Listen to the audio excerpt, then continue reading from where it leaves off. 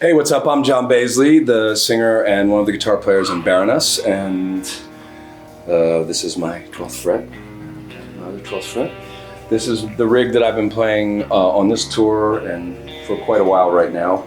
We'll start with the guitar. I play Fenders and I play Rickenbackers. This is a Fender American Pro 2 Series Stratocaster with a humbucking pickup and 2 single coils, although I will make note that I never use the humbucker. I think it's the real way for Stratocasters. This is a Rickenbacker that I'm not really sure if it has a model number because it's it's a custom built guitar for me. And these are basically the 2 of 3 guitars that I primarily rely on, the other one being another Stratocaster. Here's my pedal board at the moment. It's this. It's just a lot of dirt, a lot of different stages of gain, and then a couple little fun pedals. My primary distortion pedal for the past decade, maybe even longer, has been this double hotcake, which a guy called Paul Crowther down in New Zealand makes.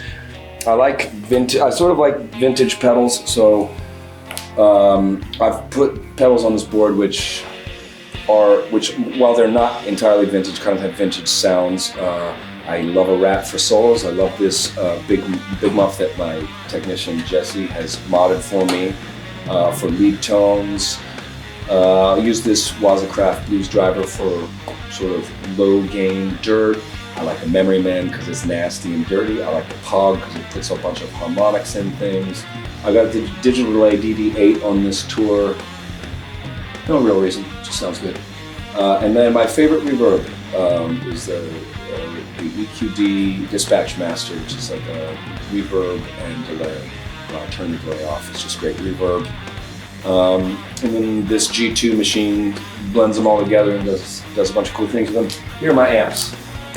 This is the JC 120 Roland Jazz Chorus Lobo Edition, which I've been playing for a few years now. I did quite a bit of recording on our last record, Stone, with that.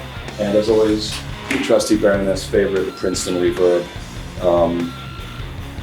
Yeah, it's a pretty basic setup. You know, I think it's fun when I don't like getting too, well, let me rephrase. I don't really like getting too married to certain pedals, so I try to change things up between tours, just to kind of keep things interesting. Oh, I should note, I do have one vintage pedal. This is a MXR Dynacomp. It's noisy, compresses your signal, squishes it to bits. Yeah, I love gear. We all love gear. We were playing all this stuff, and we like switching it up. So, thank you. Hey, I'm Gina from the band Baroness. We're here at FRET12 for this tour, or most tours. I have a Fender Princeton and a 59 bassman ratio, and a whole bunch of pedals.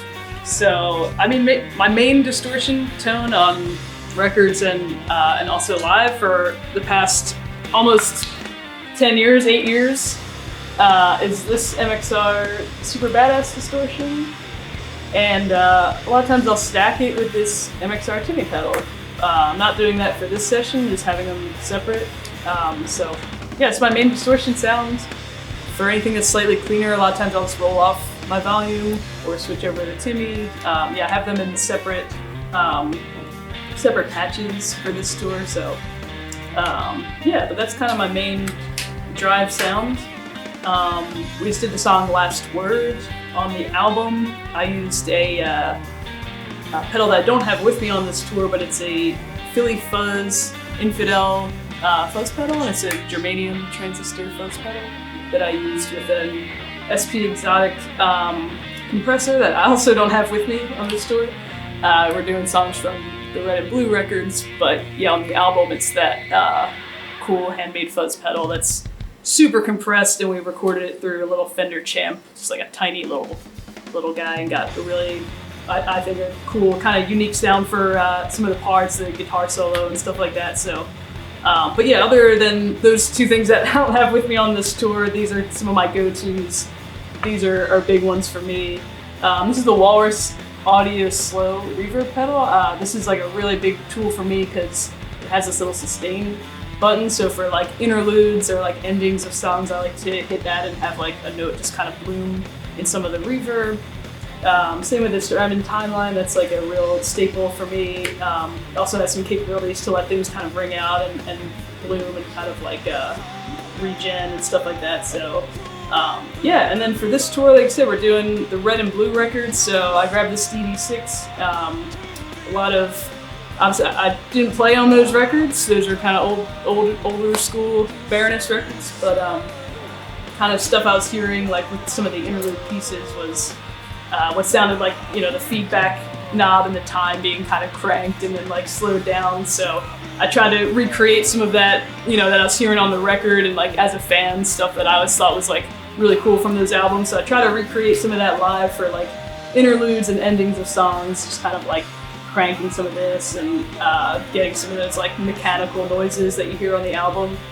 And then yeah, this is a new like MXR, the Rockman pedal. So I use that on the clean mode to get like a nice chord sound. So that's like a pretty cool wild tone. And this is the Echoplex preamps, just the preamp section from the Echoplex, and I use that for like my clean tone on this tour. So it's been pretty cool.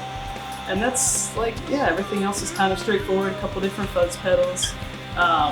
Guitar-wise, this is the American Pro 1 series Telecaster. So I've had this for a long time.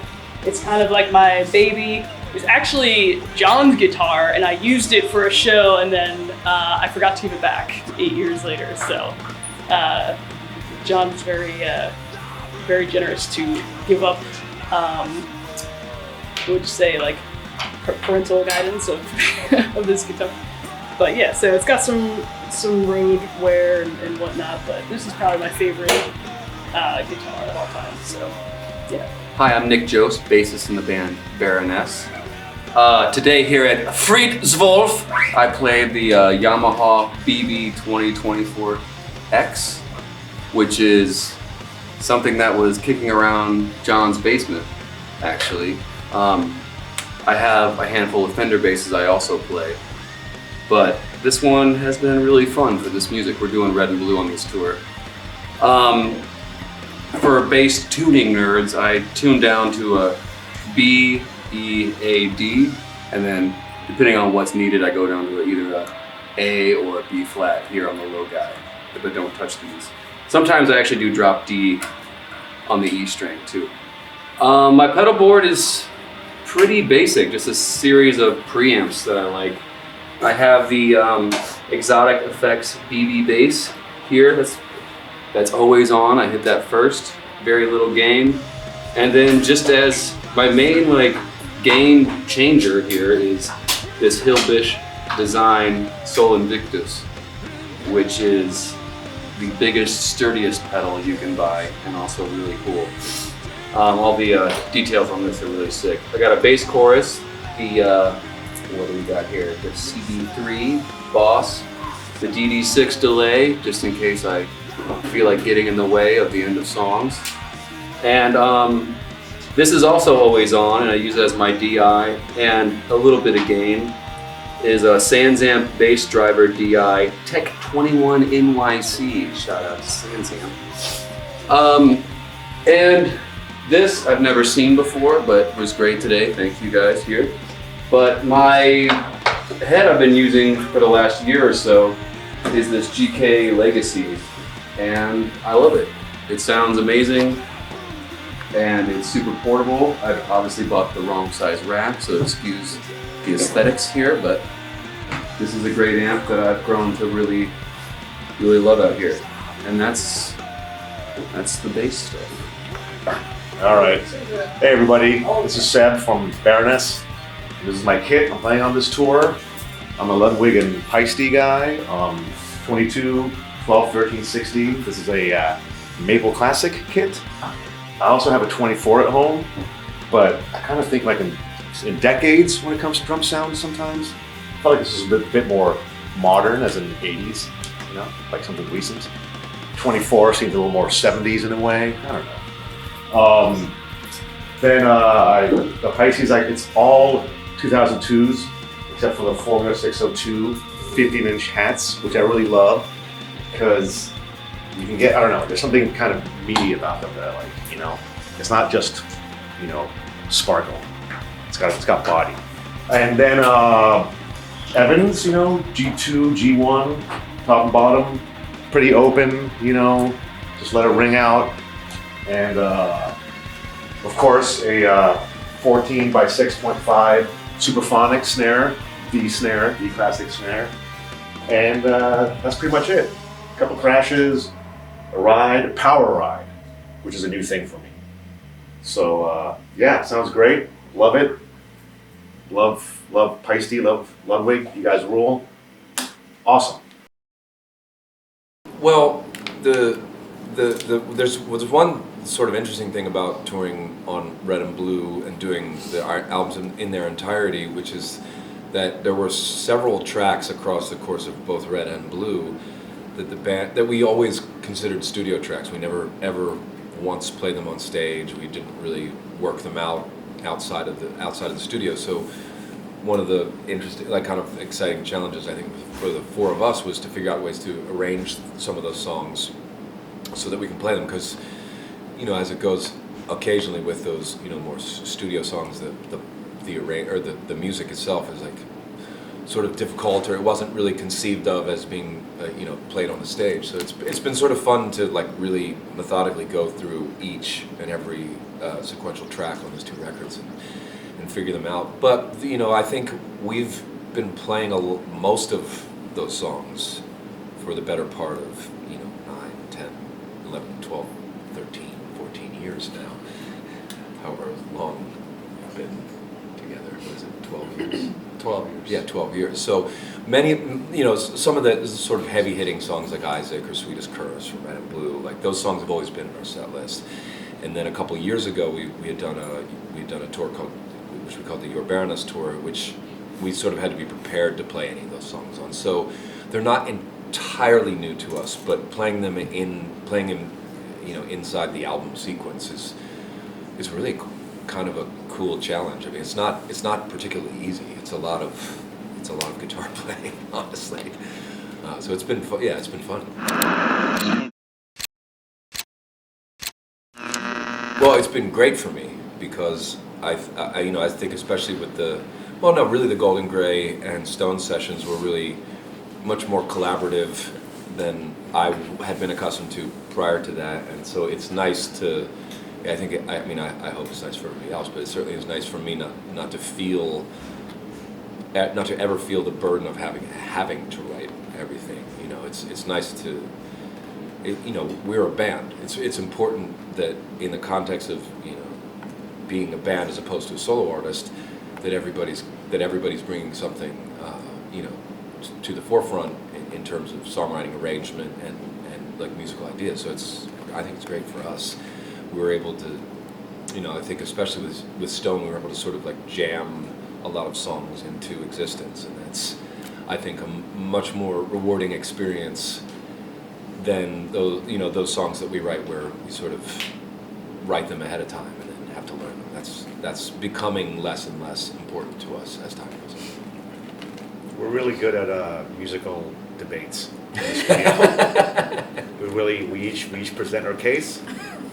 We all absorb and judge, and then we move on. But that is important, I think, in the studio, to make your case without getting into a fight, and we're pretty good at that. Well, we're pretty good at getting into heated, multi-day. They get heated, but they're always like sort of like jokey heated. It's never like, you know, malicious. I think. I think it's good. We're in a good spot. It's not malicious. Right? I don't know. I think the number one thing is the more you play music with your band, you know, the more the greater strength of the covalent bonds between each member, you know, and I think it's definitely true with us. When we go, you know, there's been periods, especially, you know, since 2020, where we haven't been able to get together, or where we, you know, where it hasn't been entirely possible. And in those times, I think they aren't as great as the moments where we'll, you know, for instance with Stone, rent a house and just live in it and just every moment of every day is about making music, and in times like that, it's apparent to, it's like highly apparent to all of us that the more we play with one another, the more we share those musical ideas, the less we have to like verbalize it or share files or share ideas remotely, the better the music becomes. I would also say that to be in a band long term, you have to understand your role at any given moment. Whether that means like you're like your opinion is needed or your opinion isn't needed, or if you're supposed to be the energetic person in the room because somebody else is having a bad day, or you're not supposed to be that, kind of like understanding and then trusting your bandmates to like, if you really don't agree with something and the three other members are like, no, this is good, You gotta relent sometimes. just give it up. Yeah. Just trust the people that you're in a band with,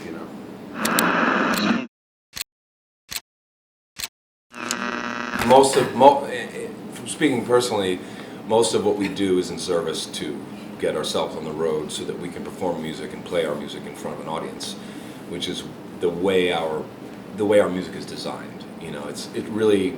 I think there are bands for whom the act of writing, arranging, recording, and releasing is kind of the important part. But for us, it's the first part, and it's the first step in a process where we get ourselves in a vehicle, traveling around the country, traveling around the world, playing our music for people, and I sort of live for it.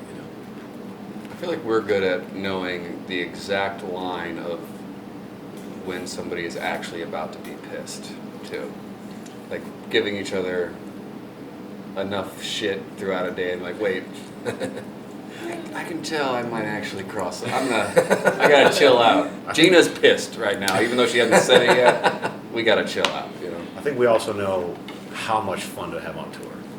Because you want to have fun on tour, but you don't want to have too much fun. What are you talking about? You know exactly. Too much fun on tour. You know exactly what I'm talking about. It is also, it's work. It's fun work, but it's work. So, but you want to, there's a ratio there. We've got a few touring plans coming together for later this year, which will be announced in oncoming months. But beyond that, I think we're really trying to shift our gears towards writing, so that we can, so that we have a new record and can get back out and play new material.